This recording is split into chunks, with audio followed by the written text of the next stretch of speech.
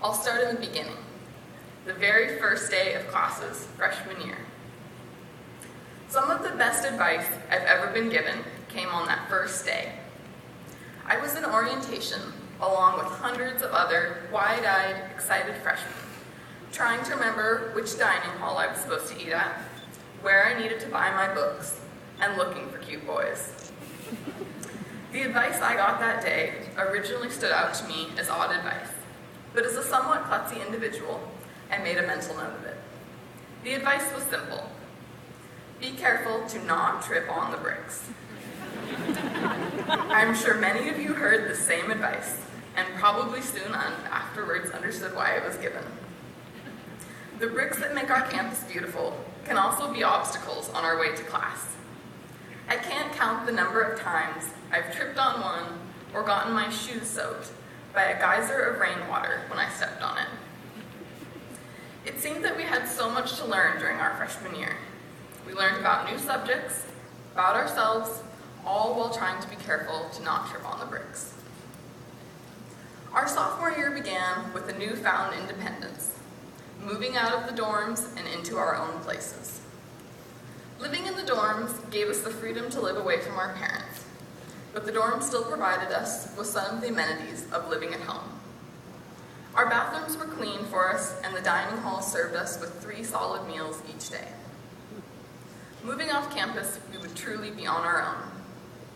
Some of us may have struggled with cooking for the first time, or discovering our friends who would become our roommates were not the cleanest individuals. I'd have to say one of the biggest struggles was surviving the winter heating bills.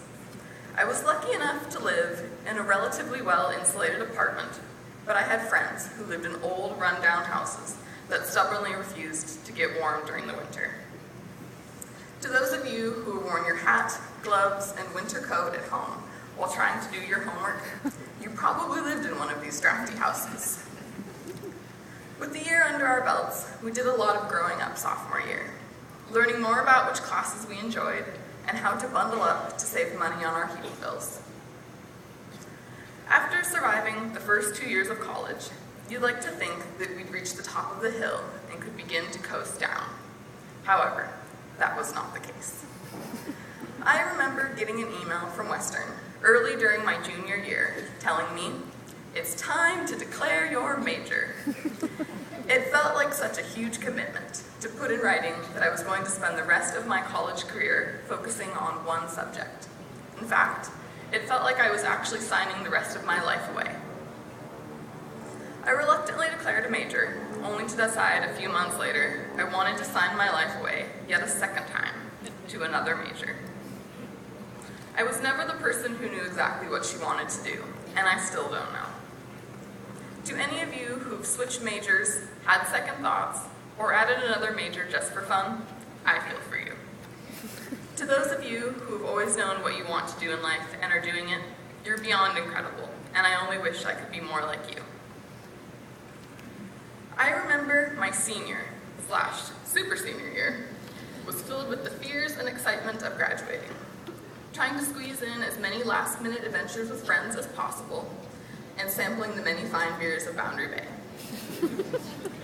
It hasn't been easy to finish those last 400-level classes while battling a seriously contagious case of senioritis, but we did it. We survived all-nighters, studying until our brains could process no more. We've met incredible people and made lifelong friends.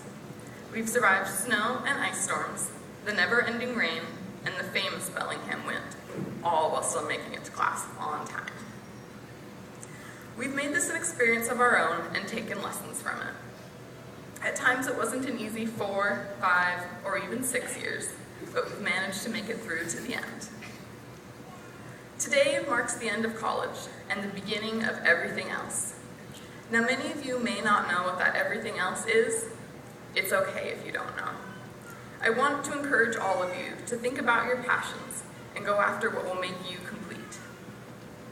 I want to urge all of you to be true to yourself. It takes perseverance and guts to go after what you truly want in life. If you aren't sure what that is, continue to explore the world. What is right for you is out there somewhere. During your time exploring, you you will probably discover you're beginning a new chapter, just like we all did when we started our freshman year.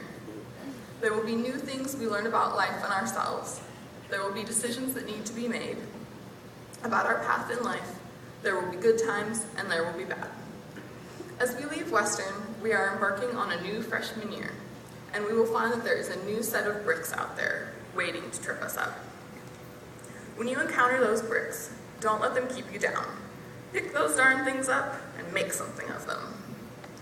Before I conclude, I would like to thank all the parents, family members, friends, professors, and others who have joined us today for today's graduation celebration. Thank you all for supporting our education, our decisions, our finances, and providing us a home-cooked meal when we grow tired of easy mac and top ramen. While there is only one name on each of our diplomas, we could not have done it without you. To those of you sitting in the grandstands, thank you all so much for making this day a reality for us. Last, to my fellow graduates, I wish each and every one of you the very best with your future endeavors.